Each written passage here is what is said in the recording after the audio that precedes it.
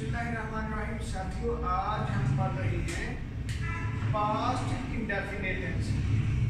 पहले हमने प्रेजेंट के हमने पूरे कर लिए थे, अब हम पढ़ रहे हैं पास्ट इंडेफिनिट टेंस यानी फेल माजी सादा।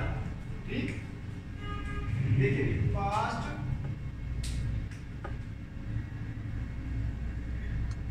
इंडेफिनिट और टेंस।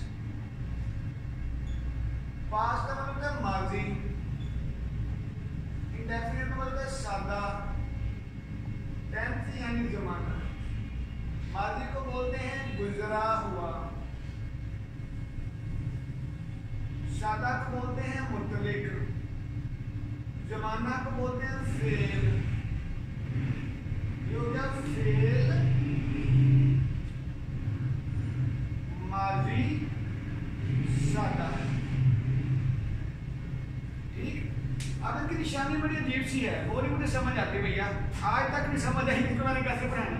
ठीक, जो हमारी ग्रामर बताती है वो बड़ी अजीब तरह से मैं लिख देता हूँ, यानी अलिफ छोटी है और बड़ी है, ये कोई निशानी नहीं है, मैं खुद बता रहा हूँ ये क्या, वो नहीं मुझे समझ आती, ग्रामर तो ऐसी ही बोलती है। ठीक, अब देखते हैं इसकी मैं मिसाल दे देता हूँ कि जो इंग्लिश ग्रामर बोलती हैं, अगर आप इंग्लिश ग्रामर पढ़ो, understanding and using English grammar बहुत कमाल है, दुनिया की बेहतरीन ग्रामर में से एक है। तो अगर आप उसको पढ़ो तो उसमें बड़ा अच्छा दिया जाता है, डिटेल में इसको बयान किया गया है कि हर वो काम जो एक सेकंड भी पहले हुआ है वो क्या है, वो पास्ट इंडेफिनिट टेंस है। यानी इसमें टाइम को मेंशन करना लाजमी होता है। जब आप आगे बीए में करेक्शन करते हैं ना, फिर आपको समझ आएगी। आपके लेवल तक की बात हम अभी ये कर लेते हैं कि हमने इसकी मिसालें लिख लेते हैं। ठीक, जो बात मैंने की है अभी इतने में रह लेते हैं, मिसालें देखिएगा। मिसालें क्या है बता, मैंने आपको पढ़ाया,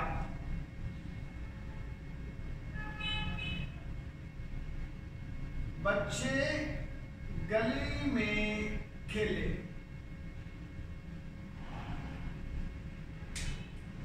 वो मरी गई। अब देखिएगा इसको, पढ़ाया में आ गया अलिफ, बड़ी है और ये छोटी है, तुक्का लगाया हमने।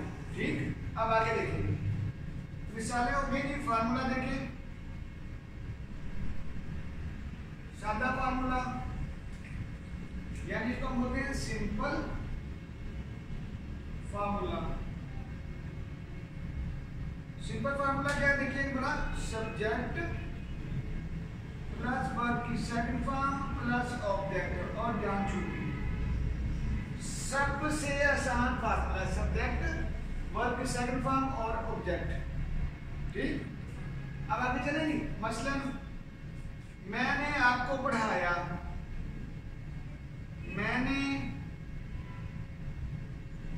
पढ़ाया आपको, आई टॉट यू। ठीक, साथियों इसकी निशानी मैं समझा देता हूँ आम लफ्जों में, आम अंदाज में, कि ये पास्ट इंडेफिनिट टेंस जरा कंफ्यूजन टेंस है, लेकिन ये बहुत ही इजी है समझने के लिए कि ये वाहिद टेंस है जिसमें दूसरी फॉर्म आती है वर्ब की, वर्ब की सेकंड फॉर्म आती है।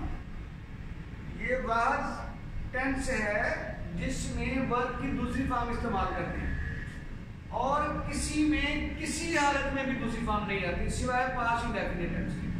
ठीक, मतलब बच्चे गली में खेले, बच्चे खेले गली में, children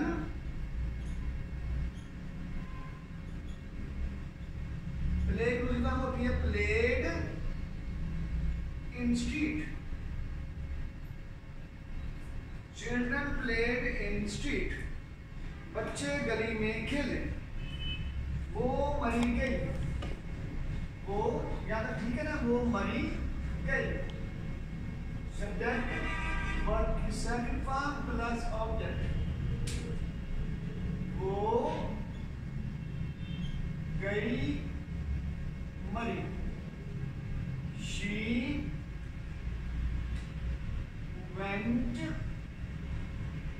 to Murray. Go went gone, तो went आ गई दूसरी फॉर्म, वो मरी गई। इसमें कोई मसला, आगे चले लेंगे। एक और भी सामना कर लेता हूँ, फिर हम इसको खत्म कर देंगे सिंपल सेंटेंस को। एक और है,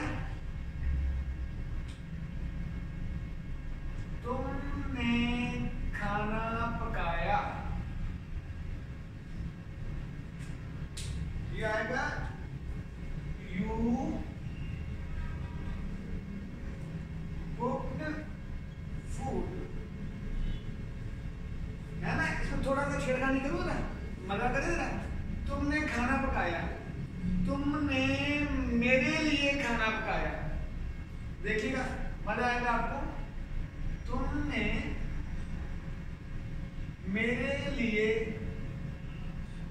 खाना पकाया। अब मैंने थोड़ा सा इजाफा किया लफ्जों का, देखिएगा कहां पे क्या करना है। यू कुक्ड, नजर आ रहा है, फूड या मील फॉर मी, ठीक।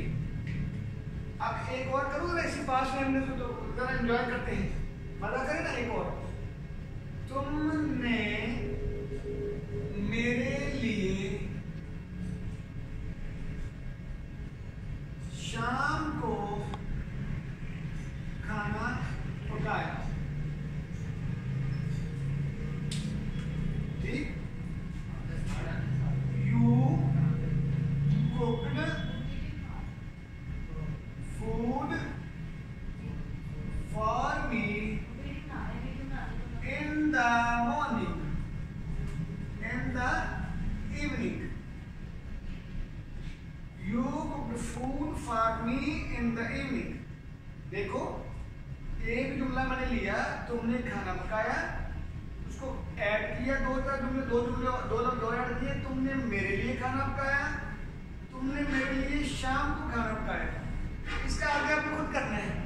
तुमने मेरे लिए शाम को किचन में खाना पकाया, ठीक। समझ आई ना। तो then you will see, फिर मजा आएगा आपको, ठीक।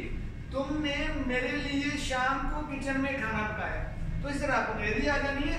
अंग्रेजी सीखना मुश्किल काम नहीं है, सिर्फ आप मेरी ये वीडियो देख रहे हैं ना, तो इसको लिखना है, सुनने से कुछ नहीं होना, ठीक। ये आपकी मेहरबानी है, जज़ाकल्लाह।